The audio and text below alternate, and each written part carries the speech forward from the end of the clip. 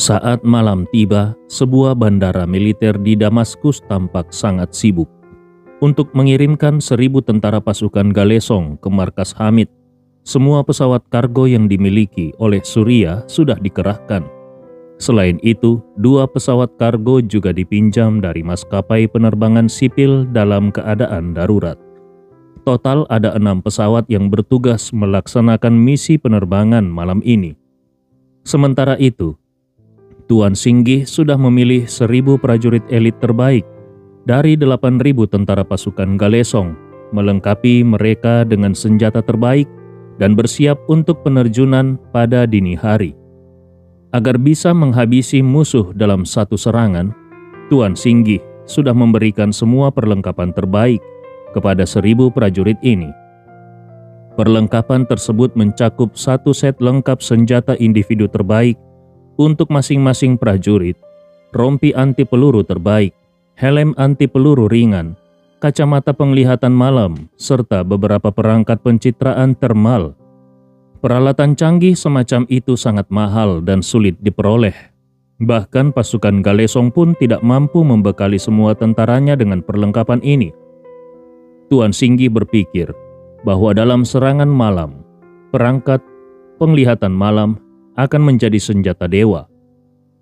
Dalam kegelapan di mana jarak pandang dengan mata telanjang kurang dari 5 meter, tentara yang memiliki kacamata penglihatan malam akan seperti memiliki kemampuan supramanusia. Dengan keunggulan yang luar biasa besar. Selain itu, tentara mereka juga memiliki perlengkapan pelindung yang sangat kuat. Dalam pertempuran jarak dekat, bahkan kalaupun musuh melancarkan tembakan secara membabi buta, prajurit mereka tetap memiliki kemungkinan besar untuk bertahan hidup karena pelindung yang mereka pakai. Hal ini akan semakin memperbesar keunggulan mereka. Tidak hanya itu, Tuan Singgih juga secara khusus melengkapi 1.000 tentara ini dengan senjata yang sangat kejam, granat pembakar. Granat pembakar ini adalah senjata standar militer Amerika dengan prinsip yang mirip dengan bom napalm, tetapi dibuat dalam bentuk granat untuk memudahkan penggunaan individu. Granat ini memanfaatkan reaksi termit yang menghasilkan suhu hingga 3.000 derajat Celcius saat meledak, cukup panas untuk melelehkan baja. Kalau 2 granat semacam itu dilemparkan ke dalam bunker tertutup, tentara yang bersembunyi di dalamnya akan terbakar menjadi abu. Kalau ruangan di dalam bunker cukup besar, mereka mungkin tidak langsung terbakar sampai mati, tetapi oksigen di dalamnya akan habis akibat pembakaran. Sehingga para tentara di dalam tetap akan mati kehabisan udara. Dengan senjata seperti ini, serangan terhadap bunker pertahanan Hamid akan menjadi jauh lebih efektif. Itu menurut perhitungan Tuan Singgih. Dengan keunggulan dalam persenjataan, penglihatan malam, perlindungan tubuh, serta daya tempur yang unggul, Tuan Singgih sangat yakin bahwa 1.000 pasukan elitnya akan mampu menimbulkan kerusakan besar pada musuh. Sementara itu, di kamp militer di dekat bandara, 5.000 tentara pemerintah juga sedang bersiap untuk serangan. Ini adalah lapisan perlindungan ketiga yang dirancang oleh Tuan Singgih. Kalau pasukan terjun payung, pasukan Galesong menghadapi perlawanan sengit setelah mendarat, pasukan pemerintah yang berjumlah 5.000 orang akan segera melancarkan serangan, bekerja sama dari luar untuk menghancurkan musuh. Berbeda dengan strategi yang digunakan pada siang hari, pasukan 5.000 orang ini tidak akan membawa artileri tarik serta amunisi dalam jumlah besar. Sebagai gantinya, mereka akan menggunakan hampir 100 kendaraan untuk bergerak cepat menuju markas Hamid. Kalau mereka bergerak dengan cepat, mereka bisa mencapai kaki gunung dalam beberapa jam saja. Sementara para tentara pasukan Galesong masih memeriksa peralatan mereka, pasukan pemerintah sudah mulai bergerak lebih dulu. Karena pesawat jauh lebih cepat dibandingkan kendaraan darat, pasukan darat harus berangkat lebih awal untuk mengejar waktu. Di sisi lain, Para tentara pasukan Galesong akan mulai naik pesawat pada pukul 1 dini hari dan akan berangkat secara bertahap dalam waktu setengah jam setelahnya. Saat para tentara memeriksa peralatan mereka, Tuan Singgih terus memberikan pengarahan taktis, menekankan pentingnya memanfaatkan setiap keunggulan yang mereka miliki guna memastikan keberhasilan misi. Pada pukul 1 dini hari, para tentara mulai naik ke pesawat dengan membawa parasut mereka. Tuan Singgih juga ikut naik ke salah satu pesawat kargo militer. Meskipun dia tidak akan langsung ikut dalam penerjunan, dia ingin tetap berada di pesawat untuk memantau situasi melalui peralatan komunikasi, agar bisa memberikan instruksi strategis secara langsung jika dibutuhkan. Setelah itu, satu persatu pesawat mulai lepas landas, membentuk dua kelompok di udara, satu di depan dan satu di belakang, terbang menuju markas Hamid. Sementara itu, 5.000 tentara pemerintah kini hanya berjarak kurang dari 40 km dari markas Hamid. Dengan kecepatan saat ini, mereka diperkirakan akan mencapai lokasi dalam waktu sekitar 40 menit. Di dalam markas Hamid, persiapan juga sedang berlangsung dengan sangat serius. Sebanyak 140 lebih titik ledakan yang sudah dipasang sebelumnya kini dikendalikan oleh 14 ahli bahan peledak dan insinyur militer. Masing-masing dari mereka memiliki alat pemicu ledakan di depan mereka yang sudah diberi label dengan nomor dan posisi titik ledakan. Mereka juga memegang radio dengan frekuensi khusus. Begitu musuh terlihat dan posisi mereka dikonfirmasi oleh pasukan pengintai, perintah akan diberikan melalui radio untuk meledakkan titik tertentu. Para ahli peledak yang bertanggung jawab akan segera mengaktifkan ledakan di titik yang sesuai. Dengan sistem ini, meskipun hanya 14 orang yang mengendalikan lebih dari 100 titik ledakan, mereka bisa menghindari kesalahan operasional. Sementara itu, pasukan pengintai Hamid tetap waspada terhadap setiap jalan menuju pegunungan. Drone juga terus beroperasi di udara. Meskipun kemampuan observasi mereka berkurang di malam hari, namun kalau pasukan musuh bergerak dalam jumlah besar, mereka pasti akan menggunakan cahaya yang akan mudah terlihat dari udara. Di dalam kokpit pesawat, Tuan Singgih memperhatikan tanah di bawahnya. Pegunungan di Suriah sangat terpencil dan tertinggal. Begitu malam tiba, daerah perbukit ini nyaris tidak memiliki sumber cahaya, kecuali beberapa titik api yang tampaknya berasal dari desa-desa kecil atau kelompok pemberontak yang memiliki generator listrik. Pilot pesawat berkata, "Komandan, kita akan mencapai zona lompatan dalam 20 menit. Tuan Singgih melihat keluar jendela dan bergumam, tempat ini benar-benar terbelakang. Kabarnya, banyak desa di daerah pegunungan ini bahkan belum memiliki listrik. Pilot mengangguk. Benar, cahaya yang kita lihat dari atas ini kebanyakan berasal dari obor di desa-desa. Satu-satunya kelompok yang mampu menggunakan generator listrik adalah pasukan pemberontak." Tuan Singgih mendesah. Aku masih tidak habis pikir. Bagaimana kita bisa kehilangan begitu banyak rekan dalam perang melawan pasukan yang tertinggal seperti ini? Aku merasa ada sesuatu yang tidak beres, dan itu membuatku gelisah. Pilot meyakinkan, "Komandan, kali ini kita tidak akan kalah. Serangan siang tadi gagal karena kita meremehkan mereka dan pertahanan mereka terlalu kuat.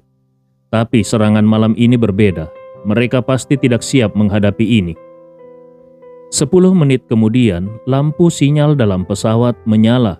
Pintu belakang pesawat perlahan terbuka dan para tentara berdiri, siap untuk melompat.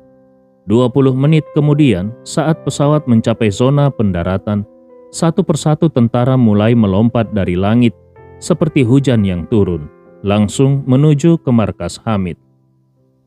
Saat tentara pertama belum mendarat, Hamid sudah menerima peringatan dari tim pengintainya. Para penerjun musuh sudah terdeteksi. Mereka pun segera bersiap untuk menyambut musuh yang sekali lagi masuk ke dalam perangkap mereka. Saat kelompok pertama yang berjumlah 500 orang mulai mendarat di dekat punggung bukit di sayap selatan, kelompok lainnya yang juga berjumlah 500 orang melompat dari pesawat, melayang turun ke punggung bukit di sayap utara. Karena penerjunan payung dipengaruhi oleh angin arah angin dan keterampilan mengendalikan parasut masing-masing prajurit, mereka sulit untuk mendarat tepat di lokasi yang sama. Oleh karena itu, mereka harus mendarat di sekitar target terlebih dahulu, lalu berkumpul dari berbagai arah.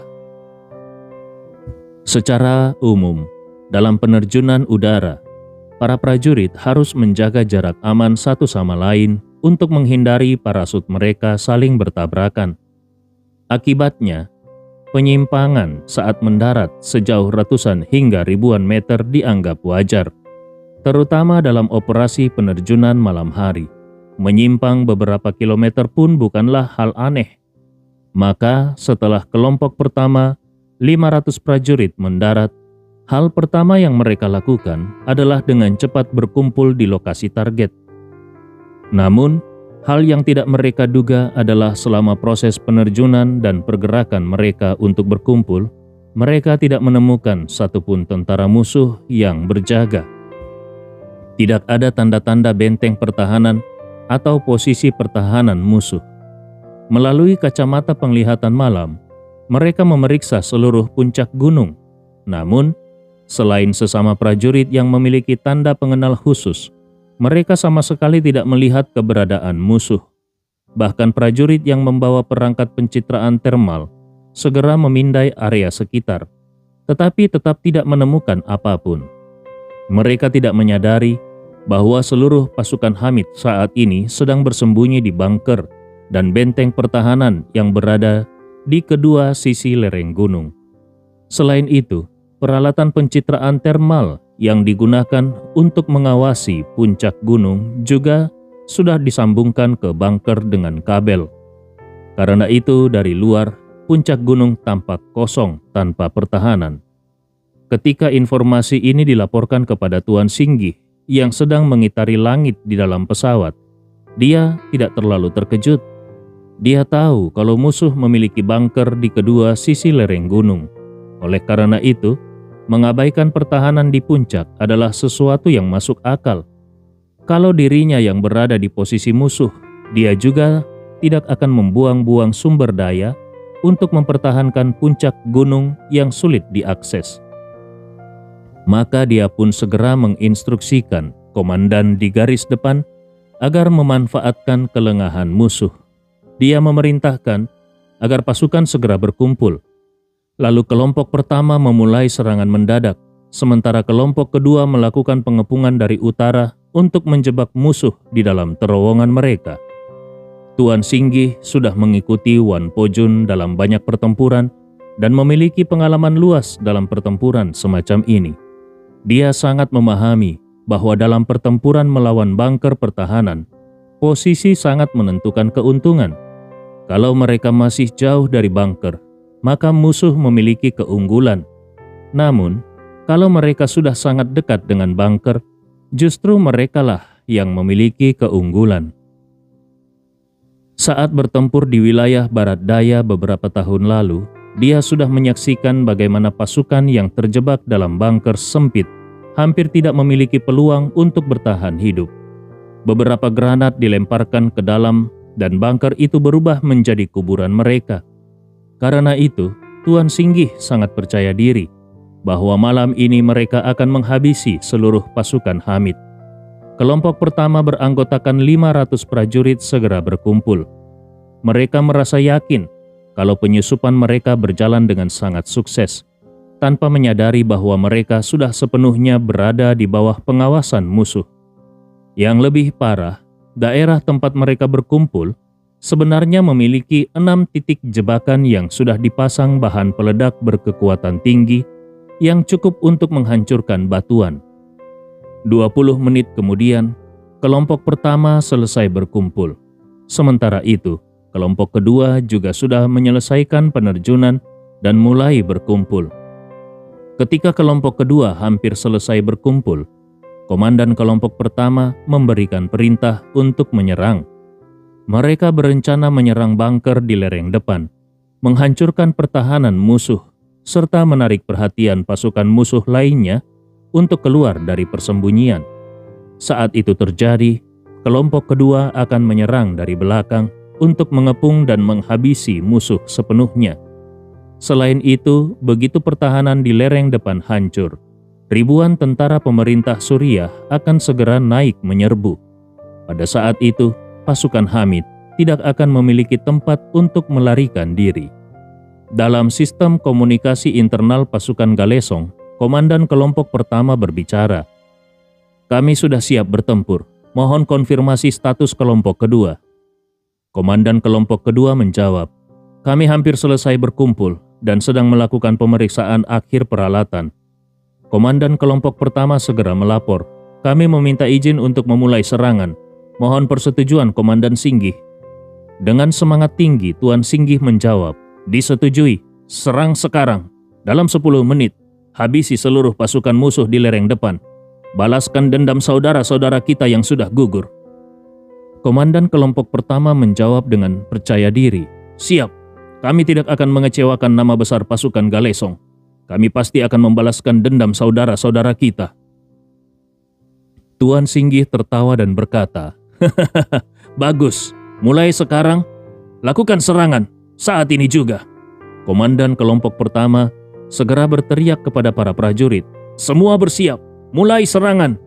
Namun tepat saat perintah serangan diberikan, Hamid yang berada di dalam bunker juga menggeram dengan penuh semangat.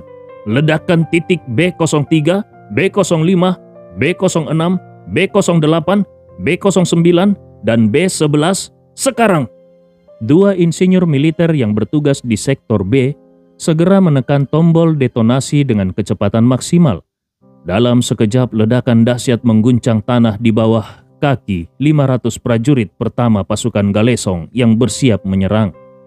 3 titik ledakan berada tepat di tengah kelompok 500 orang itu, sementara 3 titik lainnya berada di sekitar mereka. Begitu ledakan terjadi, lebih dari 100 orang langsung terpental ke udara oleh gelombang kejut. Gelombang kejut yang sangat kuat menyebabkan seluruh pasukan mengalami cedera serius, bahkan banyak yang langsung tewas di tempat. Yang lebih mengerikan, serpihan logam dari ledakan berterbangan ke segala arah seperti hujan jarum tajam dan meluluh lantakkan seluruh 500 prajurit itu. Ledakan itu begitu dahsyat, hingga pecahan logam yang berterbangan memiliki daya tembus yang luar biasa. Meskipun para prajurit mengenakan rompi dan helm anti peluru, tapi tangan, kaki, wajah, dan leher mereka tetap terbuka dan rentan terhadap serangan serpihan logam. Dalam sekejap, tidak ada satu orang pun dari 500 prajurit yang lolos. Semua tubuh mereka dipenuhi serpihan logam tajam. Beberapa yang kurang beruntung langsung kehilangan nyawa karena leher atau arteri utama mereka tertembus. Banyak yang terkena pecahan di wajah dan menjadi buta seketika. Bahkan mereka yang masih bisa bertahan, tangan dan lengan mereka hampir seluruhnya hancur, sehingga mereka tidak lagi mampu memegang senjata. Di dalam komunikasi radio, Tuan Singgih mendengar suara ledakan keras, diikuti oleh jeritan memilukan dari anak buahnya. Kepalanya langsung terasa dingin, dan dia dengan panik bertanya, "Apa yang terjadi? Apa yang sedang terjadi?" Komandan kelompok pertama yang matanya kini sudah tertembus 7 hingga 8 pecahan logam menjerit kesakitan sambil memegangi wajahnya. "Komandan Singgih, kami terjebak dalam penyergapan." Mendengar ini, jantung Tuan Singgih berdegup kencang. "Terjebak dalam penyergapan?" Dia kemudian langsung bertanya, "Apa yang sebenarnya terjadi? Kalian terjebak dalam penyergapan seperti apa?" Dengan suara hampir menangis, sang komandan menjawab, "Ini ledakan dengan daya ledak yang sangat besar. Mereka pasti sudah lama menanam bahan peledak yang cukup banyak. Ledakan itu menghamburkan banyak pecahan logam yang sangat mematikan. Mataku sudah buta, kaki dan tanganku terluka, tapi aku bahkan tidak tahu seberapa parah lukanya." Tuan Singgih berteriak marah. "Bagaimana bisa seperti ini? Cepat, suruh orang-orang di sekitarmu membantumu mendapatkan pertolongan pertama." Saat itu juga suara lain terdengar dari radio yang menangis dan berkata, "Komandan Singgih, Kapten Onizuka terkena puluhan pecahan logam di tangan dan kakinya. Kami benar-benar tidak bisa berbuat apa-apa." Tuan Singgih membentak, "Setidaknya cari cara untuk memulihkan penglihatannya. Kalau tidak, bagaimana dia bisa memimpin kalian keluar dari kepungan ini?" Orang itu menangis putus asa. Mata kiri Kapten Onizuka terkena pecahan logam dan terus mengeluarkan banyak darah.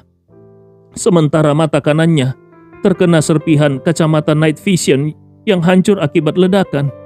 Kacamata itu langsung menancap ke dalam rongga matanya dan bola matanya sudah hancur total. Aku benar-benar tidak bisa melakukan apa-apa." Mendengar deskripsi ini, hati Tuan Singgih terasa seperti diremas dengan keras. Malam ini, 2 kelompok pasukan penerjun payung, masing-masing berjumlah 500 orang, adalah pasukan elit terbaik di bawah komandonya. Kini mendengar bahwa komandannya sendiri telah buta dan tubuhnya dipenuhi luka, Tuan Singgih ingin sekali melompat turun untuk menyelamatkan mereka. Di dalam radio, suara para prajurit yang merintih dan menangis memenuhi latar belakang. Suara itu terdengar begitu memilukan bagi Tuan Singgih. Saat itu, Kapten Onizuka menangis dan berkata, "Musuh sudah menyiapkan jebakan sejak lama. Mereka hanya menunggu kita jatuh ke dalamnya. Ledakan barusan menyebabkan korban yang sangat besar, Komandan." Pembuluh darah di kepala Tuan Singgih menonjol saat dia menggertakkan giginya. "Bertahanlah sedikit lagi. Aku akan segera mengirim kelompok kedua untuk membantu kalian." Kapten Onizuka langsung menolak dengan panik. Jangan biarkan mereka datang."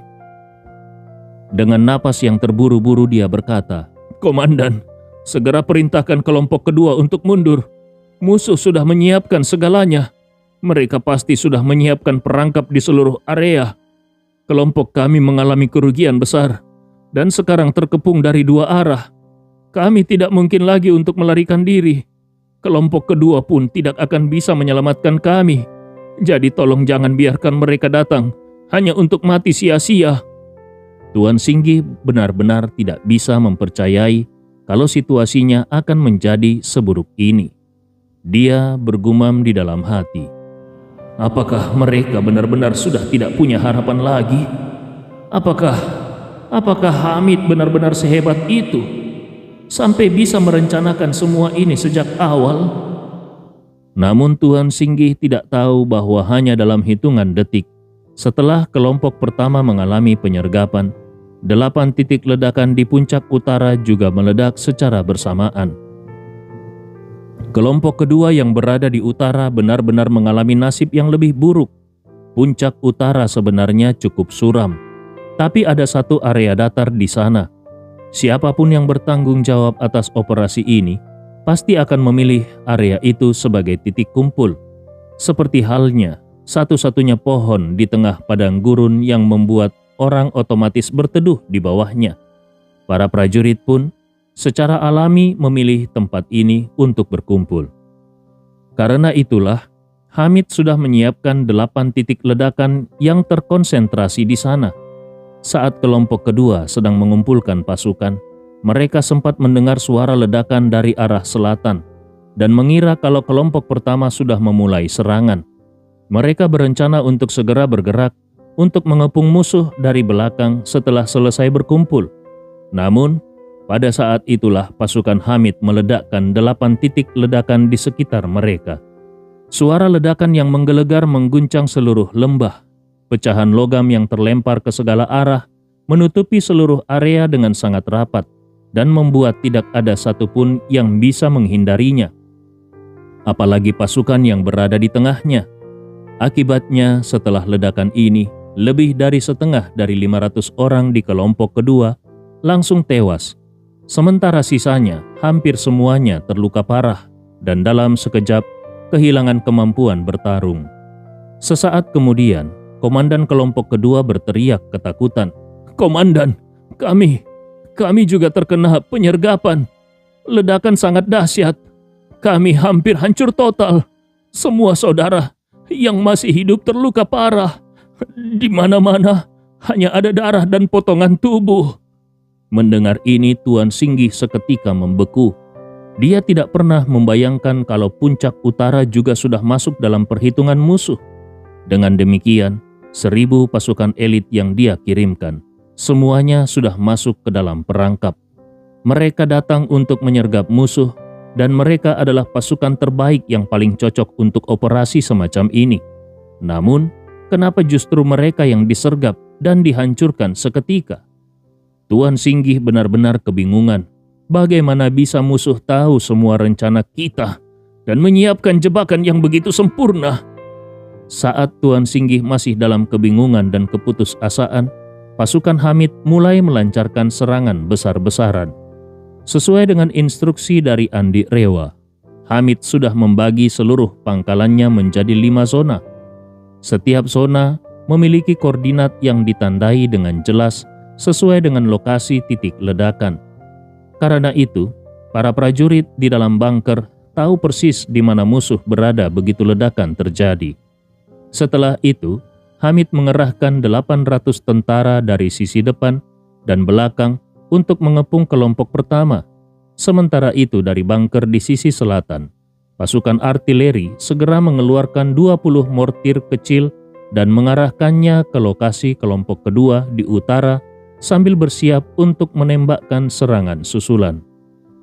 Mortir ini memiliki jangkauan yang pendek dan daya ledak yang kecil dibandingkan dengan artileri besar, tetapi sangat efektif dalam situasi seperti ini. Karena keunggulannya yang mudah dibawa dan digunakan, senjata ini tetap menjadi bagian dari militer selama bertahun-tahun.